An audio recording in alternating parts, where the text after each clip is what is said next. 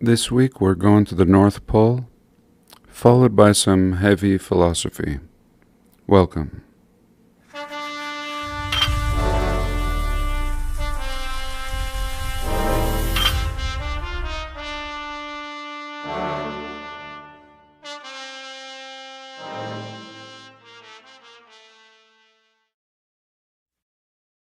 And here we are, looking at the North Pole.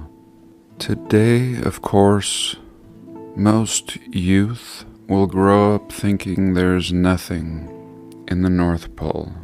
Personally, I had globes as a child, as I'm sure many of us did, and my favorite globe was one that had raised continents. You could pass your hands over the continents, and to somewhat of an accuracy as far as elevation goes.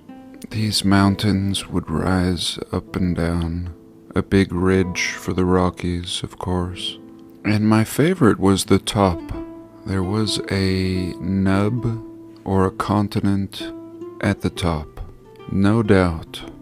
And I guess this would have been in the very end of the 70s or early 80s, and a very similar nub to what we see here in Mercator's map, but as if the whole thing had just been frozen over, but otherwise a very similar outline, and also reminding me of a board game or a kind of techno game, again in the 70s and 80s, called Simon, having these same kind of colors and these sections that you would press.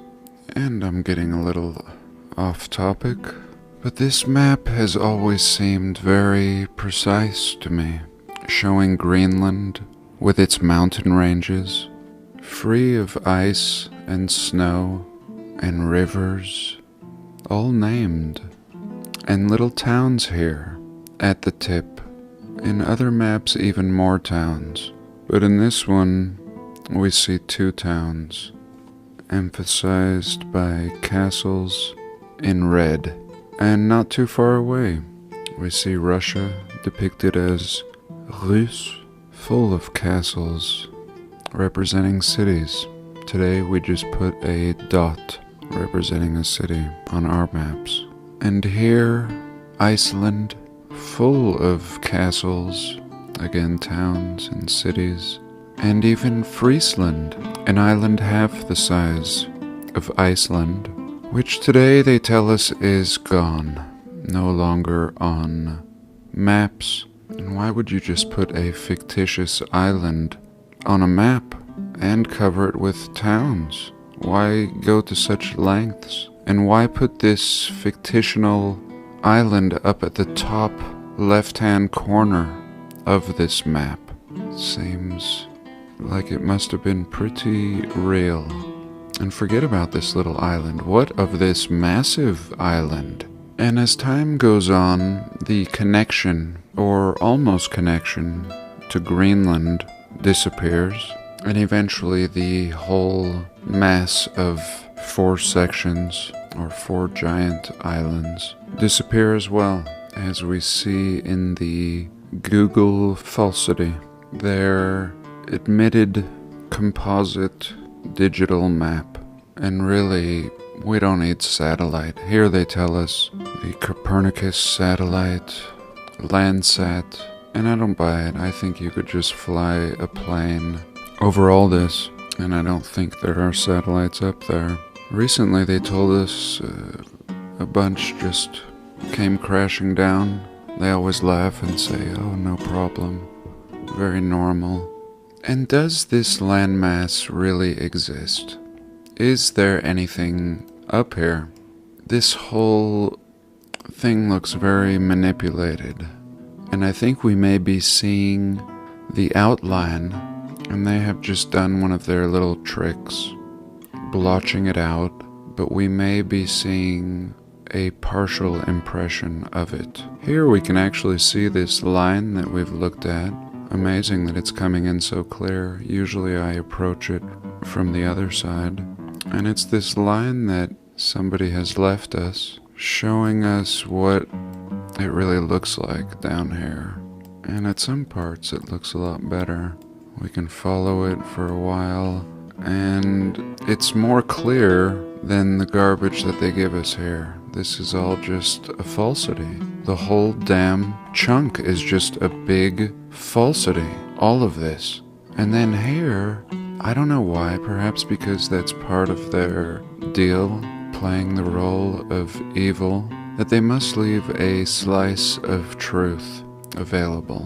And here I think that's what we're seeing here. And I touched on this years ago, and they still haven't removed it. So it kind of tells me that they are obligated to leave the path, or at least a little part of it, available.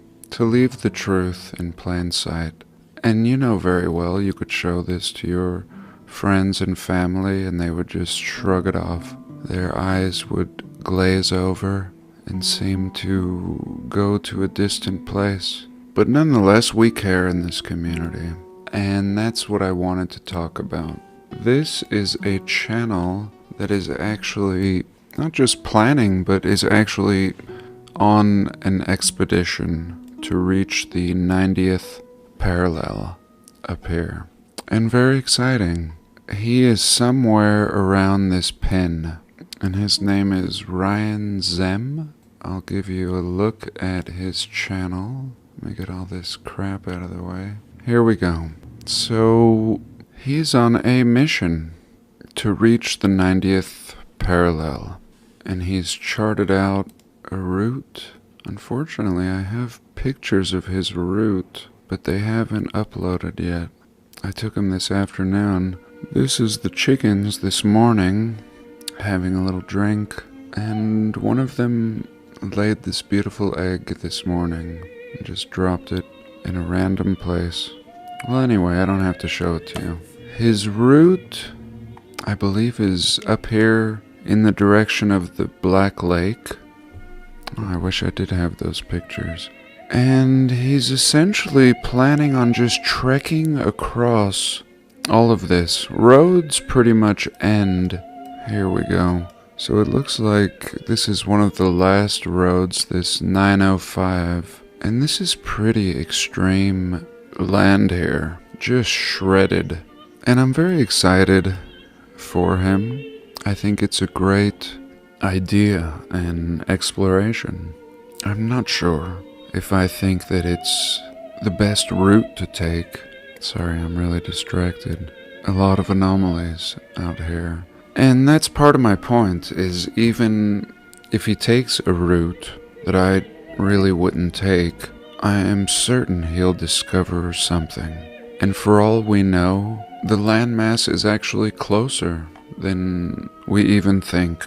I think just to push forward in unknown territories, one is bound to discover something unknown. And who knows? But this really reminding me of Siberia and those northern regions, just shredded, just thick with swamps and almost looking like the land is floating on the water rather than the water being in the land. But just a mess, an absolute no man's land. And I think crossing through this could be disastrous. And I completely support an exploration to these northern regions. But walking through here, I think, may not be the wisest option. A wonderful journey and exploration just for the sake of it. But really we need to get up higher, and that may require flying in to a certain point. And I have considered this for some time, what the best option would be to see if there are lands up here in the north. And my thoughts were to land in the most northern town or city in Greenland. What is going on in Greenland? I really know very little about Greenland. I'd like to go off on a tangent and research Greenland and really see what the deal is with the government and really see if I can just go there If I can even live there, maybe. Maybe it's a paradise. And clearly we saw towns up here on the old map, up here. And the tip of Greenland connects, or at least very close, to the tip of this pygmy island, part of Hyperborea. The whole thing surrounded by mountains, as if artificially made mountains. And this, I think, is the surefire way to determine if there are lands to the north of Greenland. And I think we can get to Greenland. It shouldn't be a big deal. And here, I think these little islands that they're showing us may be some of these. And what I've done is taken this program here, and I've been playing around with an image of Mount Meru, as we can see, and I've kind of turned it on its side and superimposed it in the center here. And I have Greenland to work with, and I'm trying to establish whereabouts this landmass would be. Is it so large? Is it perhaps smaller? But nonetheless, it's kind of still the same. We need to go to the most northeasterly point of Greenland, and from there go north. Magnetic north. Just fire up that compass. Of course, we know that this rock in the center is said to be magnetic. And even our mainstream agreeing with this, but giving us a different story. And how interesting that lore tells us of this magnetic rock. Better than the scientific story, honestly. I mean, if the core was magnetic, it just doesn't make sense that on a globe model we would have something pointing up at the top of the ball. If anything, it would point to the center or down, according to their model. But nonetheless, not the point. I do think we should be able to fly to Greenland. You know, people are just flying all over the world, this country and that country, and I would like to go to Greenland. What is the big deal? Perhaps I'll start a GoFundMe, and first I'll look into the cost of a ticket to Greenland. And even if we could simply get to this tip with a good high-powered camera or even a telescope, we should be able to see for 100 miles. And according to this old map, I don't think it's more than 100 miles to the next piece of land. So I think I'll leave it there for a minute. I did want to explore a little bit, but I'll reserve that for another time. When I start exploring, it could turn into hours. And I just found some really nice places, and I'd be willing to bet that there is not a bunch of snow up here. This is just BS. This is just scribbling out the whole landmass here. Just a joke. Just clearly a cover-up.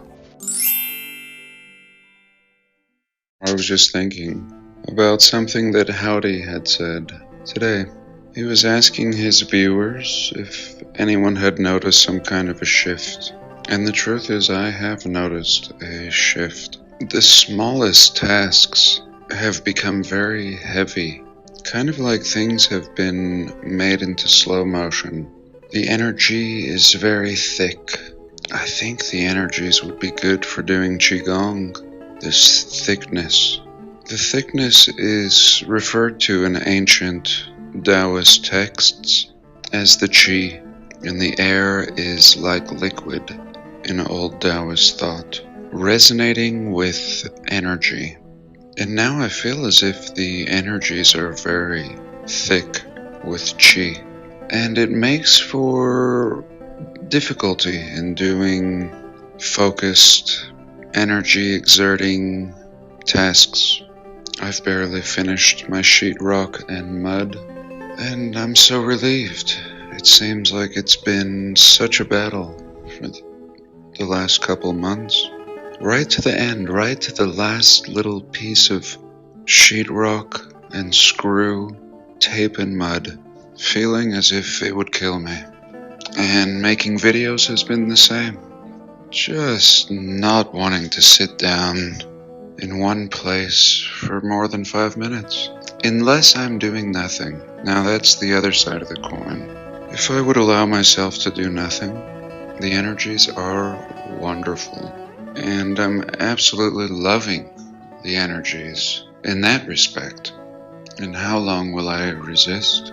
I don't know. I'm kind of caught in between two worlds. I must finish my project. Next, I need to do some tongue and groove sealing, and then I'll be done. Just a little bit of trim, a little paint, and my fixtures, and all the stuff that I think is kind of fun, really. Kind of like moving in, mostly. I sure am glad I'm not doing anything bigger. I'm glad this building is not more than 400 square feet. Not 1 square foot more could I handle, along with all the other things I'm working on. And again, I'm glad Howdy brought this up, kind of seeming dreamlike and something strange that we might not want to bring up, but I think important, and I'm glad he did. Matt from Quantum of Consciousness brought this up about 3 weeks ago, and I completely agreed with him then as well. And he was saying how all he really has is the responsibility of his cats. It seems like all he does is spend all day running errands to get things, and the day is over. And I agree. This project should have been done long ago in the old world that I used to live in, which was only 4 years ago, it seems in my mind. And so almost as some kind of duty, I pass this on the way they both did.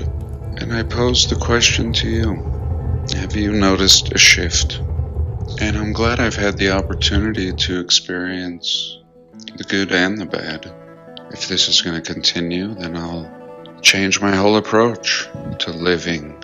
Plan for long term, even the smallest thing. The smallest thing can suddenly turn into an hour or 2. But if this is the new reality, we could plan accordingly. And I am. And I do kind of go with these flows. I feel as if I want to rewrite my whole life. And I am. I'm planning, dreaming. And really, it wouldn't be much different. But there needs to be little adjustments. I do work way too hard. And it upsets my pets, and I know they care, and there's no reason we need to beat ourselves up. And I took a little vacation, a little one-nighter in the city, saw a couple old friends, ate some Indian food, sog paneer, one of my favorites, and it just wasn't sufficient. Although I got a nice hotel that was welcoming of Chief, just wasn't enough. It just felt temporary. I've never been one to enjoy a vacation, really. I mean, if I really liked the place, I would just want to move there. The idea of a vacation implies that the rest of one's life sucks, and I don't like that. I'd prefer to build a life that felt more like a vacation, and that is what I've done. But a lot of things are missing, like people. But otherwise, it's like I've been camping for over 10 years. The never-ending camp. But at this point, I've decided to get a van to explore sites, taking more actual footage and documenting my findings in person. Even having all my gear in a van will be a great treat. Having my bed and a shelf and a charging station would completely change my life. Would be better than anything I could imagine. Better than living anywhere. Although I do love my base camp. A nice travel rig is everything that's missing in my life. I used to live in a van. And even before that, in a truck with a camper shell. And I loved it. Anywhere I pulled up I was at home, and I could travel anywhere. If I was slightly tired, I would rest and keep driving, and like the turtle, which I felt like I was a turtle in the shell of the van, ultimately travels faster than the speeding hare. A nice, comfortable, steady pace. And when I had a van, I felt sorry for all the other drivers that didn't have vans. It was absolutely essential that they get to their destination. They weren't prepared to weather out a night. They could freeze and die. And if they did want to rest, they would have to get a hotel room. And these days, the price of a hotel is a monthly payment on a vehicle. And that brings me back to the big picture. What matters? I feel like I ask it over and over, subtly, maybe directly. But what really matters? What are we going to do, if anything? I said in a past video, there are 3 options. Either just roll over and continue as if nothing has come to be, no new knowledge, and even with new knowledge, letting it go and just accepting. And I think there is a place for just accepting. Perhaps it's okay to just know. At one point in my life, all I wanted was just to know. And the second option, as I stated in the past again, would be to try to change the current system, the current paradigm. And the third option would be to create a whole new system. And that could be a new country. I don't know how difficult that would be. Certainly a city could be built. We could turn my 20 acres into a city. If there was interest, it would certainly have a coffee shop in it. And would that work? Could a city of people who think independently from the system exist? Would it be allowed to exist? Teaching, having its own academia, and maybe even currency. Perhaps a hybrid would be the best option. And I don't know, as always. But I think it's worth asking, very simply. Frankly, I don't think it's important to even leave the system completely. Still engaging in the good parts of whatever's left, but simply detaching from the very simple things. And living is really easy once there is food production in place. And this is the oldest thing we have, food production. And if we don't produce our own food, we're subject to whatever they give us, and we'll put anything in our bodies. And it's the same with medicine. If you don't understand herbs, or just Chinese medicine, for example, then you'll be subject to Western remedies and have very little say, or give very little thought about other options. And I think this world is wonderful, even if we realize we've been lied to. Even if we see the destruction of past glorious civilizations all around us, I think it's always been wonderful. Sure, its shape has changed, and it's certainly more dry and barren. But otherwise, when I look at the birds and all the creatures, I see myself, that I have the same opportunity as they do, to live in what is a wonderful place, and we're not even sure what that is, but there seems to exist a beauty and type of magic in this realm.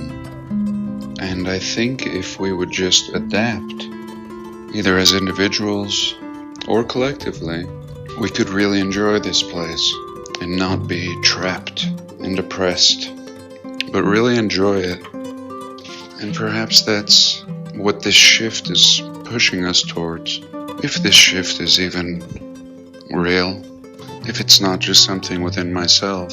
And if we pursue the old ways, not even really the old ways, the narrative ways, or what has been taught to us as the recent way, we'll struggle. And if we can shift into what is real, what is really real in this place, then I think we can actually experience some kind of bliss or harmony. And that's it. I thank you so much for being here this week. I love you all, and I'll see you again soon.